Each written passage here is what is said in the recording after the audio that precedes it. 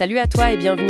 Voici l'émission qui transforme des révisions en une conversation simple et utile pour que tu arrives plus serein et plus compétent sur le terrain. C'est un sacré programme et on a un beau sujet aujourd'hui. Carrément.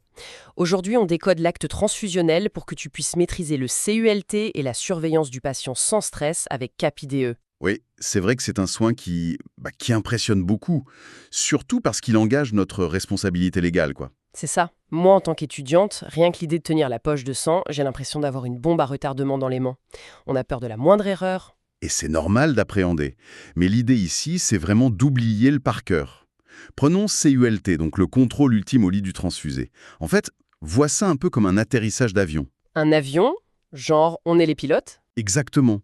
La poche, elle a été préparée et testée en amont par des ingénieurs, l'EFS, l'Établissement français du sang. Et nous, au chevet du patient, on est les pilotes qui posent l'avion en suivant une checklist hyper stricte. D'accord, je vois bien l'image.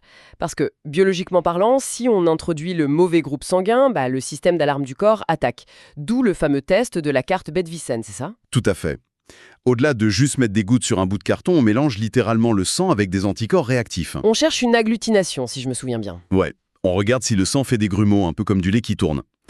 Le but clinique est simple, c'est de ne jamais apporter au patient un antigène qu'il ne possède pas déjà. D'accord. Et pour valider ce CULT sans rien oublier de la checklist, il y a un moyen mnémotechnique, non? Oui, on utilise la technique PIC. PIC. Donc P pour patient, en lui faisant décliner activement son identité. Ensuite, I pour identité documentaire, on fait concorder le dossier et la poche à la lettre près. Exactement. Et le C, Et C pour compatibilité, donc le test des gouttes sur la carte. PIC. c'est parfait. Mais soyons pragmatiques 2 secondes. Je suis sur le terrain, en plein milieu de ma carte de contrôle, et là, bam, le téléphone du service sonne ou une alarme retentit. Je fais quoi? Et là, c'est interdiction absolue de t'interrompre. Ah ouais? Même pour une alarme? Surtout pour ça. La règle est vraiment stricte. Si tu perds le fil, ne serait-ce qu'une fraction de seconde, tu jettes la carte et tu recommences tout à zéro. Ah oui, on ne rigole pas avec ça. Non, parce qu'une erreur de lecture pendant le test de compatibilité, c'est fatal. C'est très clair. Bon, imaginons que mon CULT est validé, la poche est posée. Est-ce que là, je peux enfin souffler et passer à un autre soin? Ah non, surtout pas. C'est là que ton rôle change. Tu n'es plus le pilote, tu deviens un radar. Un radar? Ouais, ta présence physique est obligatoire pendant les 15 premières minutes. C'est la fenêtre critique, en fait, où surviennent les urgences vitales. D'accord, donc c'est là qu'on guette le fameux choc hémolytique, mais aussi les autres réactions comme le TACO ou le TRALI. Exactement. Ces acronymes, ils font toujours un peu peur aux étudiants, le TACO.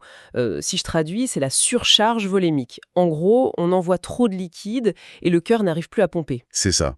Et le TRALI, c'est une atteinte pulmonaire sévère. Les anticorps du donneur attaquent littéralement les poumons du patient.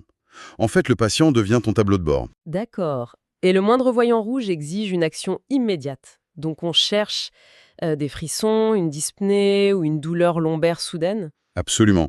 D'ailleurs, la douleur lombaire, je trouve ça fascinant. C'est le signe direct que les reins sont en train de souffrir en filtrant en urgence les globules rouges qui explosent, quoi. Mais du coup, face à ces voyants rouges, mon instinct premier, ça serait d'arracher le cathéter pour que le sang toxique arrête d'entrer. Et c'est l'erreur classique. On ne retire jamais le cathéter. Ah!